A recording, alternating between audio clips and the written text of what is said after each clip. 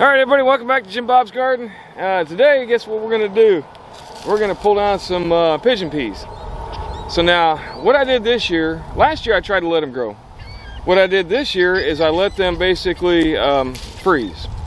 Once they froze and all the leaves died off, then this is what you got left. And what we're after here is these little peas, like so. A whole bunch of them.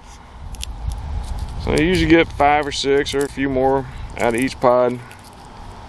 And these are really good to eat. Apparently it's a really big Puerto Rican staple. So what I do is I take them all and I toss them in my bucket there. Now there seems to be a trick to it. If you grab the tops, usually most of the pods are clustered at the top. So I just grab the tops like so. And you can kind of just pull everything off. And then I toss them in my bucket. And it doesn't take long to pull like a whole tree's worth. I think I've been out here about a half an hour or so and done like 5 or 6 trees. Alright, but that's what we're after. But the reason I grow these is not really for the peas, though the pigeon peas are really good. Depending on how you cook them. Some people I know don't particularly care for them. Who happen to be Puerto Rican and in my family, but that's okay. But anyway, so then what I do, I'm going to take you over here to this one, which I've already stripped. Then what I do is I just chop them down. I try and get into smaller pieces. If I can, just start whacking away at it, chop it down. And the reason I'm doing this is to get the stuff kind of small so it'll break down a little quicker.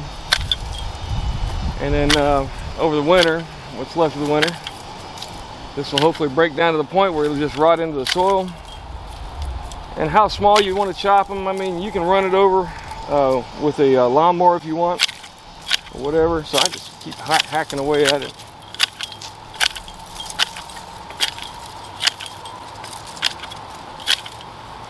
So I get them all knocked down a ways. But the good thing about these pigeon peas is they provide nitrogen for your soil, which is really what I'm after. So that's why I'm chopping them down and not pulling them out. And then this is my food forest area, so this is essentially chop and drop. And this lower section is why I don't use like your hedge trimmers. I just go at it with this.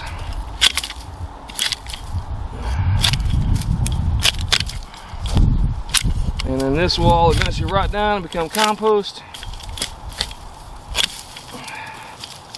Or mulch, what have you. And you can see there's a little bit of life left in that. But as I found out last year, it won't come back and produce. So that's the best bet for them. Then what I'll do is down in here, I'm going to try this. And I'm thinking I should be able to just kind of squish them and kind of crush the pods. And the peas will come out. And then once you do that, and you get enough of them done like that, then you should be able to kind of shake it off. And the the peas themselves, because they're heavier and smaller, more dense, will go to the bottom. As you can see down in here, most of the peas have made it down there to the bottom. So if I can just keep crunching them like this, I should be able to get most of the peas out. And without having to shell each and every pod. And I'm thinking trying to shell the pods is going to be difficult. So we'll see how it works. Last year what I did was I tried to break each pod open and open them up carefully like so. And it took forever. So trying to avoid that if I can. But now some of them, because I left them sit out here like that, those are going to be rotten. They won't last. So if you see those, take them out, and then you can kind of go through the pods or the peas you have once you get them all shelled out. That one won't come out. And save the good ones, toss the bad ones. But like I said, my primary purpose here is not really to grow peas nearly as much as it is to grow nitrogen in my soil. Alright, so that's what I'm going to do this year for pigeon peas. And then I'm going to take them right away. I'm going to plant some in the greenhouse and try and get next year's growing up. And like I said, the primary purpose for me is really to grow nitrogen in the soil more so than to grow the pigeon peas.